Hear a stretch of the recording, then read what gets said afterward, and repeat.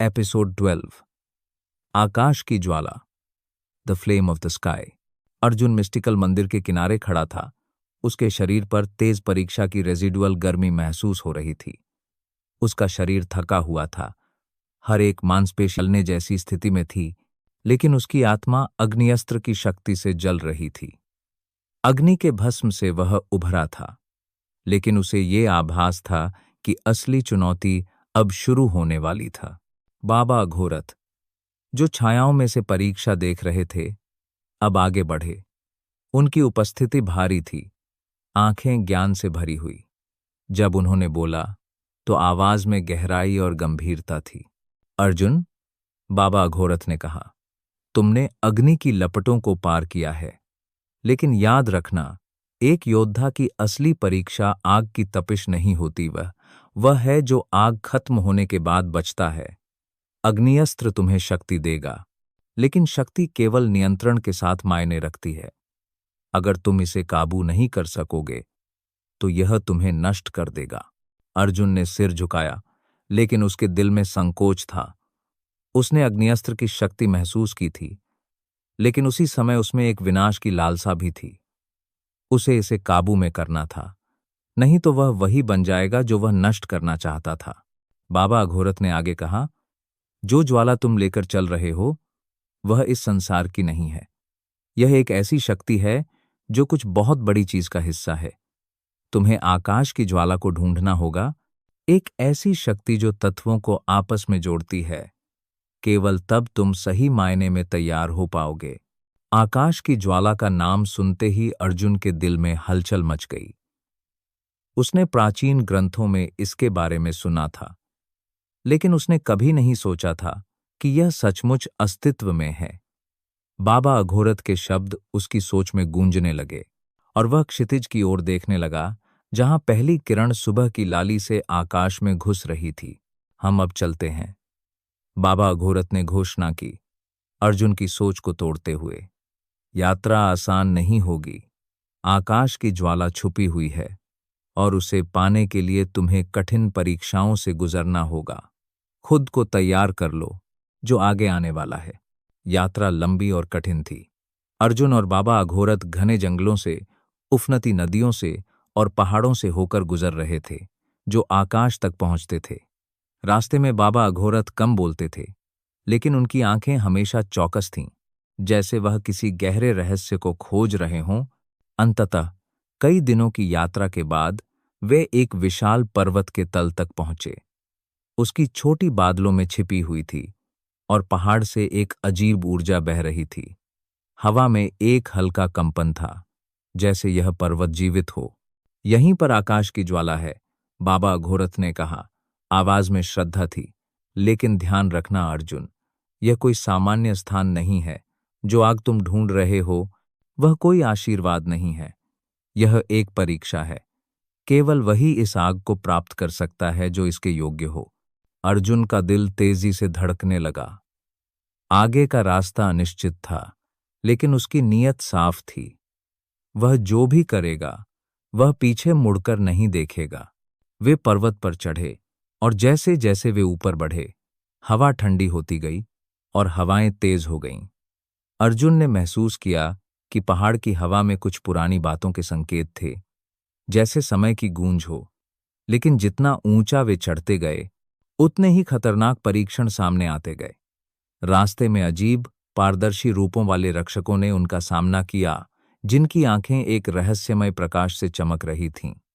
ये पर्वत के रक्षक थे, जो उस आग के सच्चे हकदार को पहचानते थे। ऐसे ही एक रक्षक उनके सामने प्रकट हुआ। उसका रूप धुएं जैसा बदलता था और आवाज गगनचुंबी गड़गड़ाहट जैसी थी। पार करने के लिए तुम्हें यह पहेली हल करनी होगी। क्या है जो बिना आग के जलता है, बिना धार के काटता है और जिसे कभी भी बुझाया नहीं जा सकता? अर्जुन उस रक्षक को घूरता रहा। उसका मन दौड़ रहा था। उत्तर उसकी सोच में था, लेकिन वह कंफ्यूज था। फिर जैसे कुछ रोशन हुआ, उसने उत्तर दिया, इच्छा। अर्जुन ने शांत स्वर में कहा, इच्छा बिना आग के जलती है। यह गहरी चोट छोड़ती है और यह कभी भी नहीं बुझती जब तक यह पूरी नहीं हो जाती। रक्षक का रूप हल्का हुआ और उसने सहमति में सिर झुकाया। तुम समझदार हो युवक। इच्छा वह ज्वाला है जो सब कुछ चलाती है, लेकिन अगर इसे काबू में नहीं रखा जाए तो यह नष्ट कर सकती है। तुम आगे बढ़ सकते हो। यात्रा जारी रही और अधिक परीक्षाएं अर्जुन के धैर्य और शक्ति को चुनौती देती गईं। लेकिन हर एक चुनौती ने उसे मजबूत किया और उसका कनेक्शन अग्नियस्त्र से और गहरा हो गया। अंततः वह और बाबा अघोरथ पर्वत की चोटी पर पहुंचे। वहां बादलों के बीच एक रहस्यमय ज्वाला जल रही थी। यह जल रही थी, लेकिन नष्ट नहीं हो रही थी।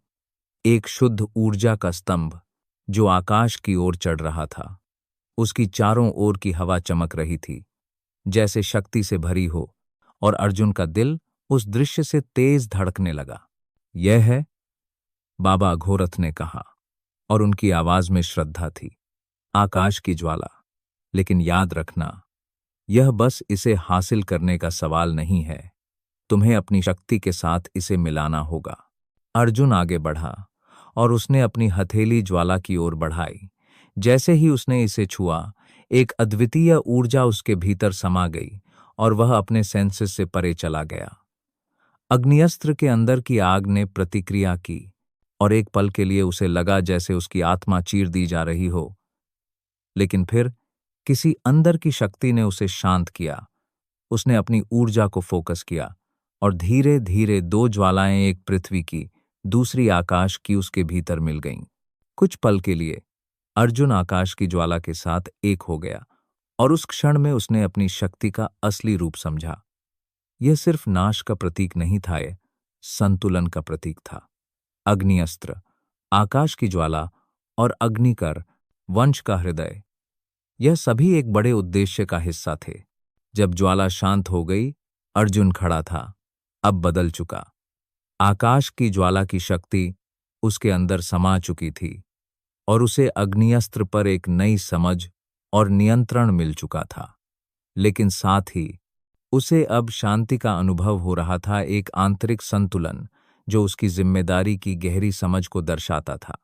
बाबा अघोरथ ने गर्व से मुस्कुराते हुए कहा, तुमने खुद को साबित किया अर्जुन। अब तुम अगले पड़ाव के लिए तैयार हो। अर्जुन ने सिर हिलाया और वह जानता था कि उसकी यात्रा अब तक पूरी नहीं हुई थी। आकाश की ज्वाला ने उसे नई शक्ति दी थी, लेकिन असली परीक्षा तब होगी जब उसे उस अंधकार का सामना करना होगा जो पूरी दुनिया को नष्ट करने की धमकी दे रहा था। रास्ता अभी भी अज्ञात था, लेकिन अर्जुन अब वही लड़का नहीं था जो पहले था। उसने अपनी किस्मत को गले लगाया था और अब अग्नियस्त्र और आकाश की ज्वाला की शक्ति के साथ वह जो भी आओ उसके लिए तैयार था। तो सुनते रहिए ये रोमांचक कहानी सिर्फ अग्नि रात, the last flame YouTube channel पर, और बने रहिए आरजे वेड के साथ।